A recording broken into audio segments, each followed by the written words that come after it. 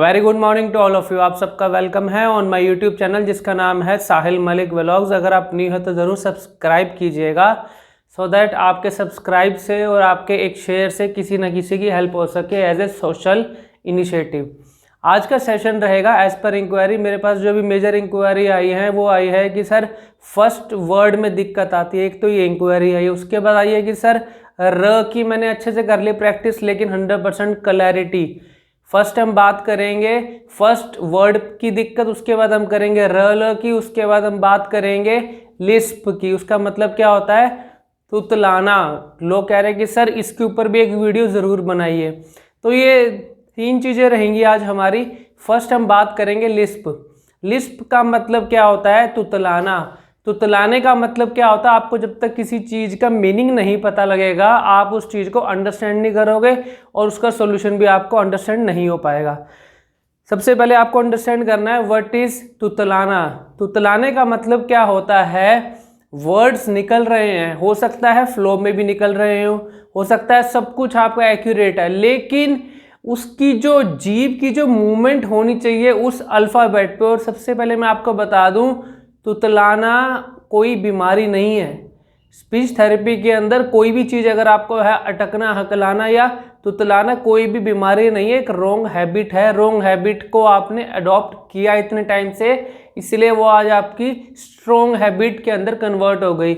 अब उसको right method के अंदर लेके आना है। तो तुतलाने का मतलब सही से अगर आप, हो सकता है फ्लो आपका सही चल रहा है, हर चीज़ बढ़िया चल रही है, लेकिन रॉन्ग प्रोनाउंसिएशन ऑफ वर्ड्स या अल्फ़ाबेट्स, इसको इंग्लिश में कहते हैं मिस आर्टिकुलेशन ऑफ वर्ड्स। इसके अंदर जो मेन दिक्कत आती है लोगों को वो आती है र, ल या स या श। अब र और ल में तो मैं कहता हूँ 100% आ रही है लोगों को दिक्कत। वो क्यों आ रही है उसके पीछे आपको पहले रीज़न अंडरस्टैंड करना पड़ेगा, फिर आपको इसकी मूवमेंट का ध्यान रखना पड़ेगा। र के लिए कौन सी एक्सरसाइज मैं करूं कि जिससे मेरी क्लैरिटी आए। वाइब्रेशन तो अपने आप आएगी, वाइब्रेशन के पीछे भागोगे तो क्लैरिटी खत्म करोगे, क्लैरिटी के पीछे भागोगे तो वाइब्रेशन अपने आप आएगी। उसके बाद है स और श। स के अंदर क्या होता है? थोड़ा साइलेंट है, श में हल्का सा एफर्ट लगता है, इसलिए दोनों में ये सिर्फ इतना सा ही है डिफरेंस। अब मैं पहले बात करूंगा र। जो लोग र को ल बोलते हैं वो क्यों बोलते हैं? क्योंकि र और ल के लिए मूवमेंट सेम रहती है ऑलमोस्ट, लेकिन फर्क क्या है दोनों में र और ल में? र बोलने के समय हमारी जीभ 1-2 सेकंड ऊपर लगी रहती है, जिसकी वजह से वो एक्स्ट्रा एफर्ट अंदर से जो वोकल कॉर्ड से हवा निकल रही है, जिसकी वजह से वो र में कन्वर्ट हो जाता है। अगर जीभ ऊपर लगते ही नीचे आ गई तो उसको बोलेंगे ल। अब आपको लाइव दिखाता हूँ, देखो। मैं अगर मैं पहले बात करूँगा र की, र र र र। अब मैं जैसे र बोल रहा हूँ आपको मैं क्लैरिटी के साथ एक्सप्लेन कर रहा हूँ, और अगर मैं ल की बात करूँ, ल ल ल ल ल ल, दोनों के अंदर फर्क देखिए। र में कितनी 1-2 सेकंड एक्स्ट्रा रुक रही है जीभ ऊपर, और ल में लगते ही नीचे, लगते ही नीचे। अब इसका मतलब क्या है? वॉल्यूम और स्पीड का फर्क बहुत इम्पैक्ट आपके ऊपर आता है। और वो आता है कैसे? अगर मैं स्पीडली बोलूँगा र र ल र ल र ल र ल र ल, अगर मेरी स्पीड इंक्रीज हो जाएगी डे बाय डे इसको बोलने के लिए या कोई भी वर्ड बोलने के लिए, if your speed is more than your normal speed, तब उस केस में आपको तुतलाना ज़्यादा हो सकता है। इसका मतलब क्या है? अगर मैं अपना इंट्रोडक्शन दे रहा हूँ, मेरा नाम साहिल मलिक है और मैं करनाल हरियाणा में हूँ, और अगर मैं इसको सेकंड मेथड से बोलूँ विद स्पीड, मेरा नाम साहिल मलिक है और मैं करनाल हरियाणा में रहता हूँ। अब दोनों में फ़र्क क्या हुआ? क्लैरिटी सेकंड वाले में 30% रह गई, फर्स्ट वाले में 100% आ रही थी, सेकंड वाले पे बात वही बोली लेकिन वो 30% तक आगे फुल स्टॉप हो गई, जिसकी वजह से सामने वाला आपसे पूछ सकता है कैन यू स्पीक अगेन। मतलब आपकी बात जब किसी को एक बार में समझ नहीं आएगी तो सामने वाला आपसे दोबारा पूछेगा, तो हमें अपने ऊपर डाउट हो जाता है यार मैंने इसका मतलब सही नहीं बोला एक बार में।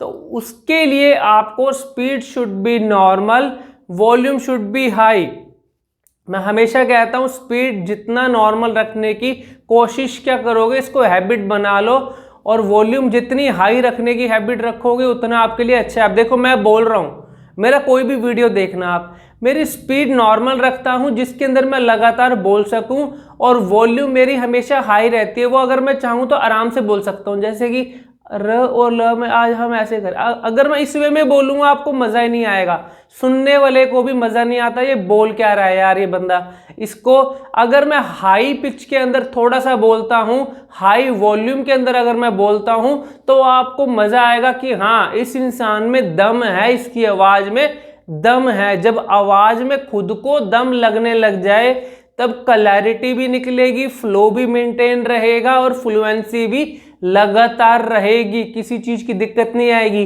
र और ल का भी आपको एक्सप्लेन किया, अब बताऊंगा स और श का। स में क्या होता है, कुछ भी नहीं करना, ना जीभ ऊपर लगा लो चाहे या नीचे रख लो। स आपका सबसे सिंपलेस्ट अल्फाबेट है। स पे अगर ऊपर लगाता हूं,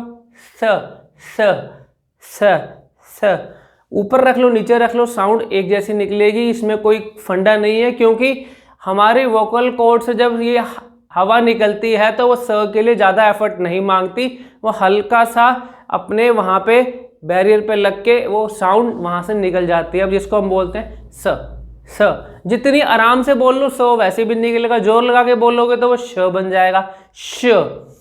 स और श के लिए मेरे मुंह की मूवमेंट देखिए, स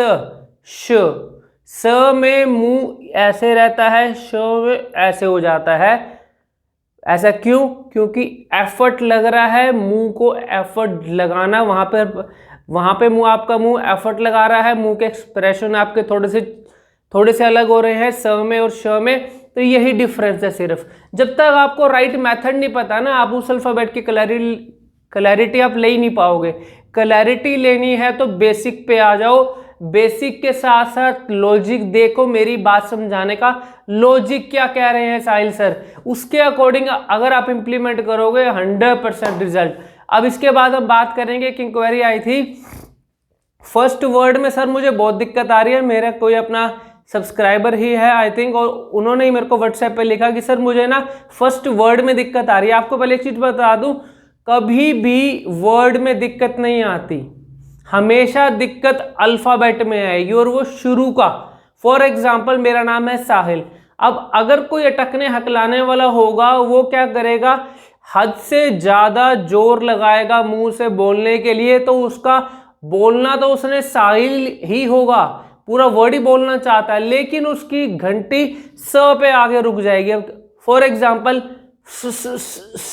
साहिल, अब क्या हुआ, यहाँ पे जोर भी लगा, एफर्ट भी लगा मेरा ज्यादा, क्लैरिटी जीरो हो गई, फ्लुएंसी का कोई यहाँ पे अता पता नहीं है, फ्लो मेरा जीरो हो गया, ब्रीदिंग का लेवल मेरा सारा साहिल बोलने में ही खत्म हो गया, जिसकी वजह से आगे कुछ बोल ही नहीं पाया मैं।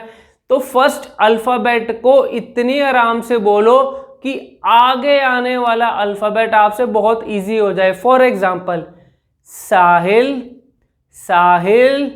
मालिक, अब मैंने मलिक को म अलग करके अलिक को मैंने इकट्ठा बोला, अब इसमें लेकिन सामने वाले को तो सुनाई तो इकट्ठा ही दे रहा ना, लेकिन मेरा बोलने का वे मैंने हल्का सा मोल्ड किया, जिसकी वजह से क्या है, मैंने मुंह से सही निकला और मुझे कॉन्फिडेंस आ गया कि नहीं यार मैंने सही बोला।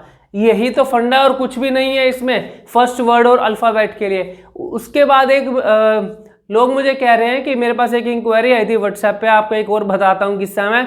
उस बंदे ने पूछा कि सर आपको अगर अपने ऊपर भरोसा है तो आप हमें गारंटी क्यों नहीं देते कि मैं ठीक हो जाऊंगा। अब आप बताइए, अगर ये लाइन किसी के पास अगर आए तो इसका मीनिंग क्या निकलेगा। इसका मीनिंग क्या है भैया, मैं अगर आपको एग्जांपल देके बताता हूं। स्टूडेंट रोज स्कूल जा रहा है, ठीक है, वो तो वेल एंड गुड है, रोज अपने काम, अब वो अपने ऊपर वर्कआउट लगाने से फोकस उसका हट गया और अपनी टीचर को जाके सीधा बोलता है, एक महीना अटेंड करिए, एक महीने बाद बोलता है मैडम मेरे अगले महीने एग्जाम है, तो आप मेरे को गारंटी दे दो, लिख के दे दो कि भैया मेरे 100% मार्क्स आएंगे, मैं बिल्कुल सक्सेसफुल हो जाऊंगा, मेरे एग्जाम के अंदर मैं फेल नहीं होऊंगा। अब कौन सी ऐसी टीचर होगी जो आपको लिख के देगी और जो आपको गारंटी दे देगी कि हाँ आप तो बिल्कुल 100% पास हो जाओगे।